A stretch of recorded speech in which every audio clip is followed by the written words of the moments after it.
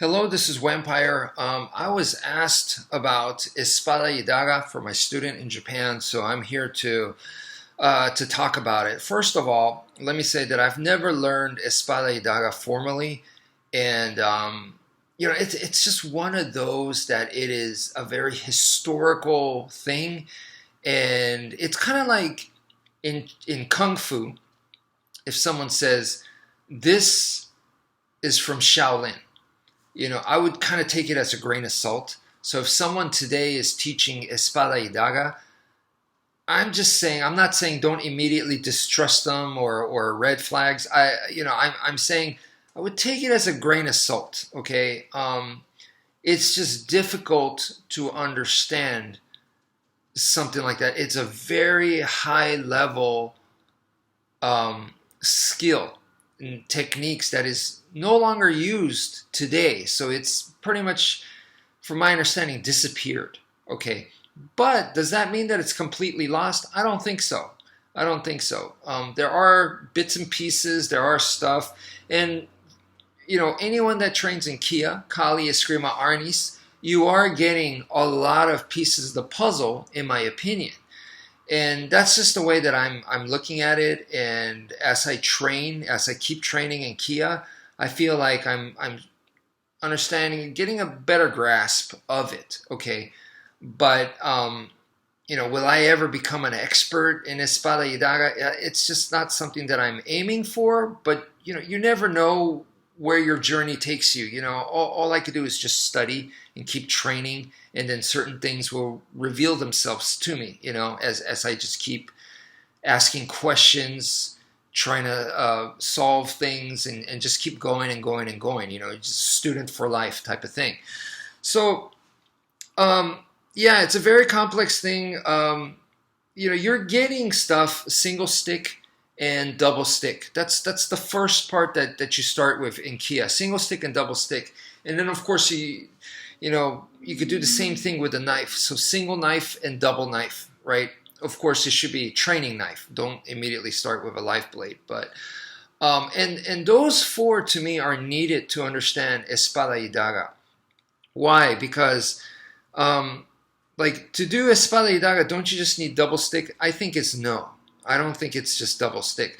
Double stick is pretty much your right hand and the left hand. The weapons you're holding are the same length, right? And you're pretty much ignoring. So if I hold something like this, and if I hold, a knife over here, totally different stuff, but I would ignore that. I would ignore that and just basically do 1, 2, 3, heaven stick stuff as is, okay, and then I could use, but that's double stick, the basic, double stick training. To me, Espada y Daga, that's not what that is. Yes, you got two weapons, but that's not what it is. Clearly, the espada, the sword, to me, comes from single stick. And I feel like when it comes down to it, single stick is stronger than double stick. And what I mean by that is if two people were to fight toe to toe, okay, and one person has a single stick and the other person has double stick, I'm going to put my money on the person that has single stick. Why? Because single stick is easier to control. Therefore, you're able to put in all of your skill. Okay, I'm just saying there's always exceptions, and that's not 100%, but I'm just saying if we had 10 people with single sticks, 10 people with double sticks, I'm putting my money on the single stick team, okay? And you go, well, I don't know, I'm still not convinced.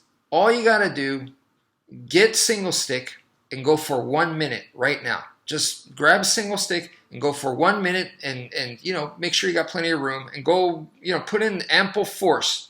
I'm not going to say full power, but, go in with speed, use power, all that. And, do some shadow boxing with the single stick. Now try it with double stick. I think you're going to see that with single stick, you're stronger. Double stick, you got to worry about the sticks hitting each other, hitting you. You got to control more. You got to spend your time controlling the sticks more rather than let me just focus on taking the opponent out.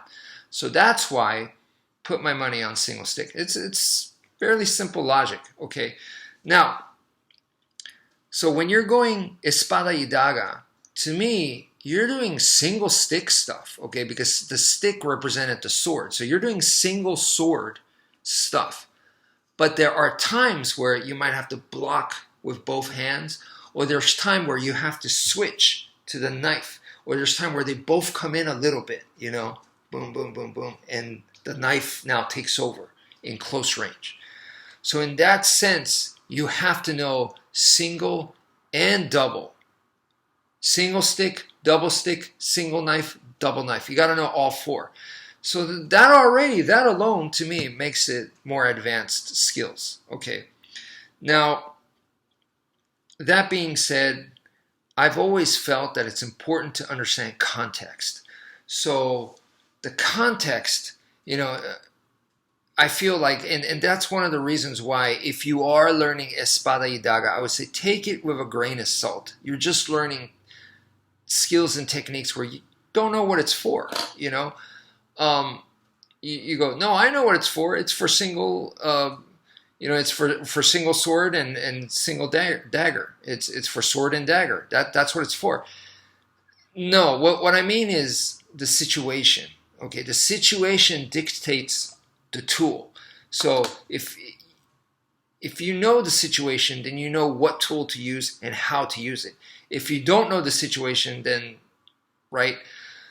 So in that sense, to me, historical research is important. And just quick, I'm not a historian, but to give you a quick, just from my own logic, and it's just my opinion, it's not fact or anything, but it makes sense to me, was that back in Europe, right, we're talking medieval Europe, there were kingdoms. Kingdoms were at war. So there's kingdoms everywhere, and then they're at war with each other. So then the people that lived in the castle, they're protected inside the castle. They rarely left the castle.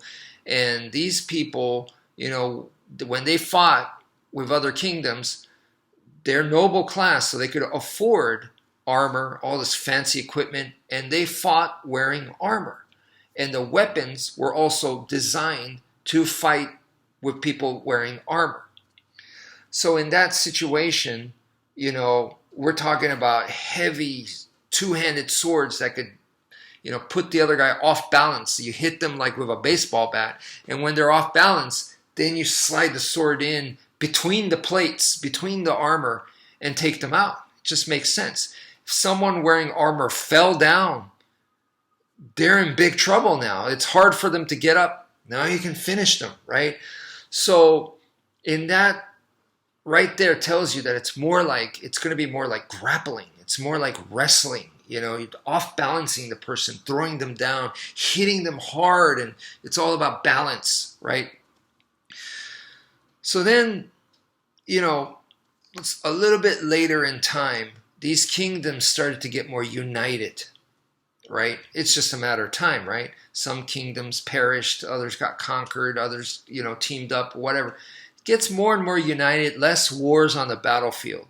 So then now we're talking about, I'm sure there were still battles going on, but it was now more so almost like today's cities. So then the danger was, rather than it being on the battlefield, I think the dangers were more on like thieves and highway bandits. That's what you had to worry about.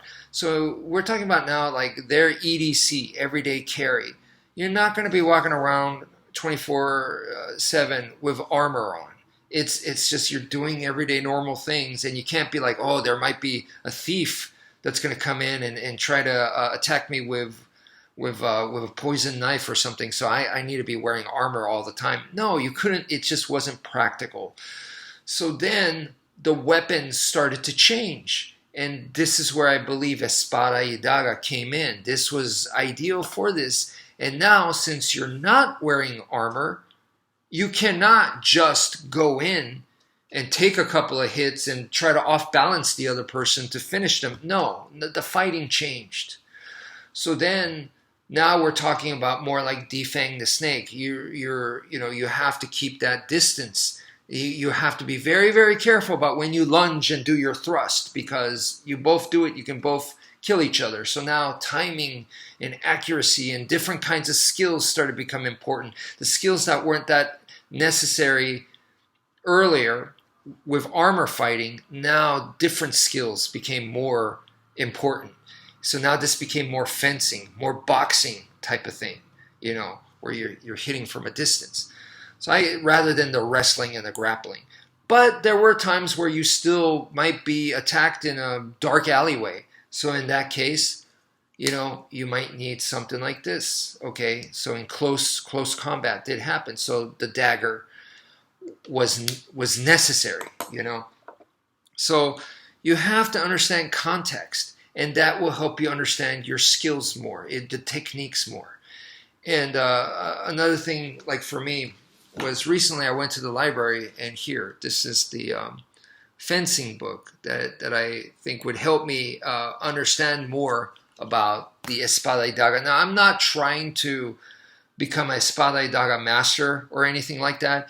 It's just I'm doing my own research, doing my own study to help my techniques, just my normal Kia, Kali, Escrima, Arnis techniques become better, but Espada y Daga's in there, man. It's such a big influence to the Filipino martial arts.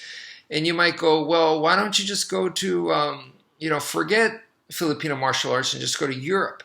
And I'm doing what I believe every HEMA person is doing, historical European martial arts, because the truth is this stuff is not used anymore. Same in the Philippines. Espada y Daga is not really used anymore.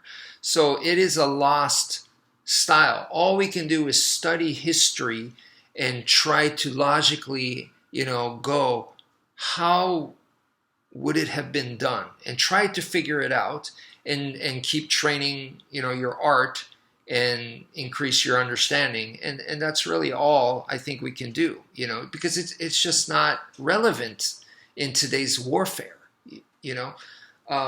And another book that I got from the library, and these I'll do individual reviews soon when I'm done with them. But here's another one.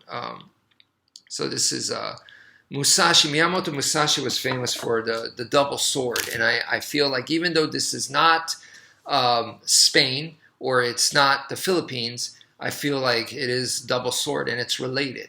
And one thing that, what little I read that was very interesting was the guy talked about how the katana is something that came later. The katana is an evolved sword because their original swords were double-edged swords, and then that evolved into the katana.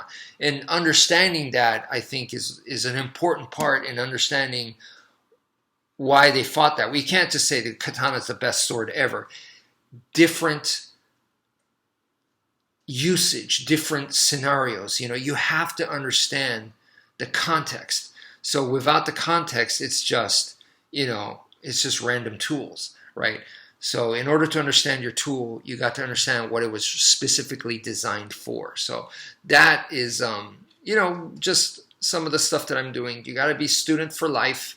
And just keep working on it. So that's it for now. Thank you for viewing, and take care, folks.